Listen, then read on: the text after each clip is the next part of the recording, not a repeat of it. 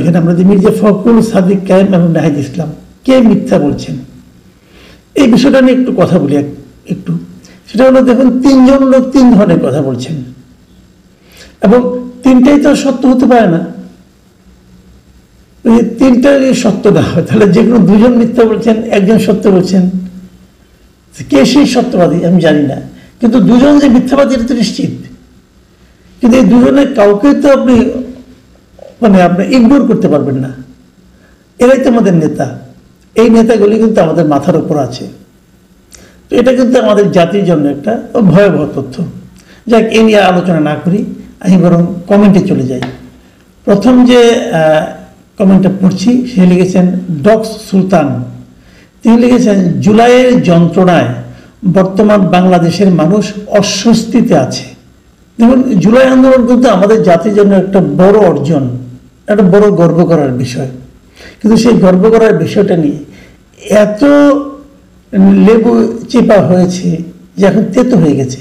হয়তো সেই জন্যই সুলতান সাহেব মন্তব্য করেছেন যে তিনি জুলাইকে উল্লেখ করেছেন জুলাইয়ের যন্ত্রণায়।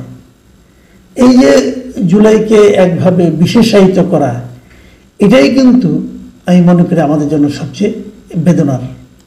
পরে মন্তব্যটা করেছেন শিমুল বিডি। তিনি লিখেছেন, আপনার কথা 100% সঠিক, এটা সাধারণ জনগণের আন্দোলন। আমি বলেছিলাম এটা একক কোনো একটা শ্রেণীর বা গোষ্ঠীর আন্দোলন ছিল না। গত বছরের জুলাই গণ আন্দোলন ছিল আসলে দেশের সাধারণ জনগণের। উনি আমার সঙ্গে একমত পোষণ করেছেন। শেখ শিরিন লিখেছেন, একদম সত্য কথা বলেছেন, এনসিপির সবার আপনার অনুষ্ঠান দেখা উচিত, তাহলে তারা বাস্তবতায় ফিরে আসবে, লজ্জায় তখন এত কথা বলবে না। জাহাঙ্গীর আলম লিখেছেন, স্যার, জুলাই নিয়ে কি একটু বেশি বাড়াবাড়ি হয়ে যাচ্ছে না? দেশের কত সমস্যা, ব্যবসা বাণিজ্য এত খারাপ, আমরা যারা ছোট ব্যবসায়ী আছি আমরা খুব খারাপ অবস্থায় আছি, এসব নিয়ে কারো চিন্তা নাই। দেখুন, এই যে জাহাঙ্গীর আলম সাহেব কথাটা বলেছেন, এই কথাটা যখন রাষ্ট্র গুরুত্ব দেবে, সরকার গুরুত্ব দেবে, আমি মনে করি তখনই একটা সরকার কিন্তু জনগণের সরকার হয়ে উঠতে পারবে। ছোট ছোট ব্যবসায়ীদের কথা কেউ জানে না, কেউ শুনে না, কেউ গুরুত্ব দেয় না, কিন্তু তারাই কিন্তু আমাদের দেশের অর্থনীতির মূল চালিকা শক্তি। বড় বড় ব্যবসায়ীদের কণ্ঠস্বর শোনা যায়, বড় বড় ব্যবসায়ীরা চাইলেই যে কোনো সময় উপদেষ্টা বা মন্ত্রীর অ্যাপয়েন্টমেন্ট পেতে পারে, ছোট ব্যবসায়ীরা পারে না। ছোট ব্যবসায়ীদের এই কথাগুলি হলো আমাদের দেশের সাধারণ মানুষের কথা। এরপরের কমেন্টে লিখেছেন মোহাম্মদ সুজন আকন্দ। তিনি লিখেছেন, 20 কোটি জনগণের উপর দায়ভার চাপিয়ে দেওয়া হয়েছে বলে আমি মনে করি। সকল দলের অংশগ্রহণের মাধ্যমে জনগণের উপর ভোট প্রদানের দায়িত্ব দেওয়া হোক। জনগণ ভোটাধিকার প্রয়োগের মাধ্যমে সরকার নির্ধারিত করবে। দেশ ও জাতির স্বার্থে দেশের সার্বভৌমত্ব রক্ষার দায়িত্ব প্রদান করবেন বলে আমি সাধারণ জনগণ হিসাবে মনে করি। বিশেষ সুজন আকন্দ, আমিও আপনার সঙ্গে কিন্তু একমত। আমিও এটাই বলি যে এত আলোচনা, এত বিচার বিশ্লেষণ, এত সিদ্ধান্ত যা কিছুই করেন, আসলে কিন্তু জনগণের ম্যান্ডেট নিতে হবে। জনগণই ঠিক করবে যে তারা কোন সংস্কারটা চায়। জনগণই ঠিক করবে এই সংস্কারটা কে বাস্তবায়ন করবে। জনগণই ঠিক করবে যে সরকার কে চালাবে। কাজেই আপনি একা বিরাট বুদ্ধিমান সব ঠিক করে দিলেন, এটা আসলে আমি মনে করি একদিকে বাস্তবসম্মত নয়, অপরদিকে জনগণের যে ক্ষমতা এবং জনগণের যে বিচার করার ক্ষমতা তাকে অপমান করা হয়।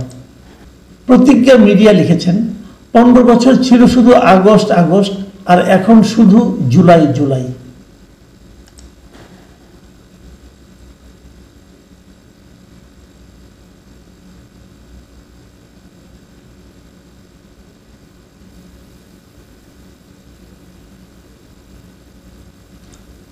এটা একটা ছদ্মনাম, জার্মান পোকা। তিনি লিখেছেন, একটা সময় আসবে এই ক্রেডিট দিতে কেউ চাইবে না, লজ্জায় ভয়ে। এটা বাংলাদেশ, বছরে 6 ঋতু, সব কিছু সময়ের সাথে বদলে যায়। ইলাহি মানিক লিখেছেন, সব কিছু করা হচ্ছে একটা বিষয়কে সামনে রেখে, সেটা হলো এই সরকারের মেয়াদ আরো বেশি করা, মেয়াদ বাড়াতে আরো বেশি দিন থাকার জন্য। মামুন সুর লিখেছেন, জুলাই বিপ্লবের ক্রেডিট দাবিদারদের অনাবশ্যক বিতর্ক জুলাই বিপ্লবের ঐতিহাসিক গুরুত্বকে খর্ব করছে। আপনার জুলাই আন্দোলনের বিশ্লেষণ সুস্পষ্ট। জব্বার খান লিখেছেন, আপনাদেরও দেশের এই অবনতির জন্য দায় নিতে হবে। মিস্টার জব্বার খান, আপনার বক্তব্য অবশ্যই একদম উড়িয়ে দেওয়ার মতো না, এটা কিছু অভিমান মিশ্রিত একটা বক্তব্য। সবাইকে দায় নিতে হবে। দেশে যদি উন্নতি হয় তার দায়ও সবাইকে নিতে হবে, তখন দায়টা আবার হবে পজিটিভ অর্থে। আর যদি অবনতি হয় তার দায়ও নিতে হবে সবাইকে। কাজেই আমরা সবাই দায়ী, এবং এই জন্যই আমরা কিন্তু সবাই এনে উদ্বিগ্ন বটে কিভাবে আমরা ঠিক পথে আসতে পারি, সেই চিন্তাটা আমাদের কিন্তু সবাইকে মিলেই করতে হবে। মোহাম্মদ ফারুক আহমেদ লিখেছেন, 36 দিনের জুলাই নিয়ে যদি এরা ব্যবসা করতে পারে তাহলে 9 মাসের যুদ্ধে 30 লক্ষ শহীদের রক্তের বিনিময়ে অর্জিত স্বাধীনতা নিয়ে ব্যবসা করতে সমস্যা কোথায়? না, আসলে কোনো অর্জন নিয়েই ব্যবসা করা উচিত না। এরা ব্যবসা করতে পারলে আপনি ব্যবসা করবেন, অথবা এই ঘটনা কিনে ব্যবসা করতে পারলে ওটা কিনে ব্যবসা করা যাবে, এভাবে দেখা মনে হয় উচিত না। এই ধরনের বিশাল অর্জন, জাতির যেটা অর্জন, সেটা আসলে ব্যবসার বিষয় না। যারাই ব্যবসা করুক তারাই ভুল করছে, তারাই অন্যায় করছে। নাজিয়া বেগম লিখেছেন, কে সত্যি বলেছেন জানি না, তবে সততার ক্ষেত্রে জামাত শিবির অপেক্ষাকৃত নিরাপদ। কি বলেন? না ভাই, আমি কিছু বলি না, আপনি বলেছেন এটা শুনলাম। শাকিল তুষার লিখেছেন, নিরপেক্ষ থাকা খুব কঠিন, তবে প্রতিকূল পরিবেশে সত্য বলা, যুদ্ধ করা আরো কঠিন। মাসুদ কামালের এই প্রচেষ্টা চোখে পড়ার মতো। ভালো থাকবেন মিস্টার তুষার, আপনিও ভালো থাকবেন। AW গ্লোবাল লিখেছেন, আপনি জামাতের আমিরের কাছে ক্ষমা চেয়েছেন? ওনার মঞ্চে অসুস্থ হয়ে যাওয়াকে অভিনয় হিসেবে সন্দেহ করে বক্তব্য প্রচার করার জন্য করে থাকলে ধন্যবাদ, না করে থাকলে ওনার অপারেশনের আগেই করুন।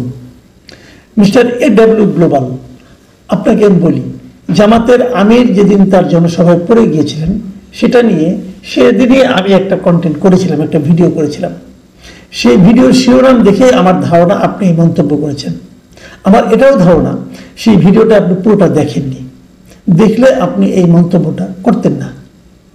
আমার সেই ভিডিওতে ওনার পড়ে যাওয়া নিয়ে অনেকে এটাকে অভিনয় বলেছে, সেই কথাটা উল্লেখ করেছি।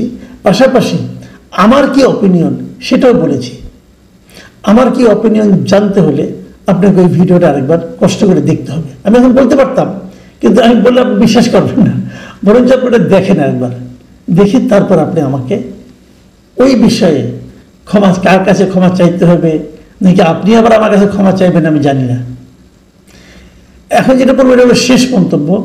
এটা লিখেছেন সুমিত ঘোষ। তিনি লিখেছেন, স্যার লাস্ট 3 মিনিট যা দিলেন, এটা আমি পড়লাম আসলে এই কারণে যে উনি আমার এই ভিডিওর শেষ 3 মিনিট নিয়ে বলেছেন, এবং ওনার কাছে মনে হয়েছে এই শেষ 3 মিনিটে আমি খুব এমন কিছু বলেছি যা নাকি ওনার খুব পছন্দ হয়েছে। আমি এখানে একটা কথা বলি, সে কথাটা হলো যে ইউটিউবে যেটা হয়, যারা খুব ট্র্যাডিশনাল এবং এক্সপার্ট ইউটিউবার এবং খুব ভালো ইউটিউবার যারা, তারা যে কাজটা করেন সেটা হলো তাদের মূল বক্তব্যের চুম্বক অংশটা প্রথম 1 মিনিটের মধ্যে বলে দেন, যাতে নাকি দর্শকরা বুঝতে পারে ভেতরে কত ইন্টারেস্টিং অনেক কিছু আছে। এটাকে অনেকে অনেকভাবে করেন। অনেকে আবার ভেতর থেকে চুম্বক অংশটাকে কেটে সামনে নিয়ে আসেন, যাতে নাকি সবাই আকৃষ্ট হয় কি আছে ভেতরে। আবার অনেকে শিরোনাম অথবা থাম্বনেইলের মধ্যে এমন এমন চটকদার কথা দেন যে কথা দেখে লোকে হুমড়ি খেয়ে পড়ে, পরে আবার ভেতরে সেই কথাগুলি না পেয়ে গালাগালিও করে। তো আমি আসলে এই 3 পদ্ধতির কোনোটাই ফলো করি না। এই পদ্ধতিগুলি হয়তো কার্যকর, কিন্তু আমি ফলো করি না। আমি করি না এখানে আমি আসলে ইউটিউবার হয়ে কিন্তু জন্ম নিইনি, আমি মূলত সাংবাদিক। কাজে সাংবাদিকতার যে এথিক্স যেটা আছে সেটা আমি মেনটেন করার চেষ্টা করি, যে কারণে আমার শিরোনামগুলো প্রায় চটকদার হয় না।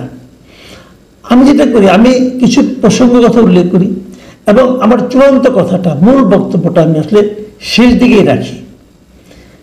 মানে প্রথমে এই ঘটনাগুলি বলি, বিশ্লেষণ করি, তারপরে ফিনিশিংয়ে একটা সিদ্ধান্ত অথবা একটা মূল কথাটা বলি।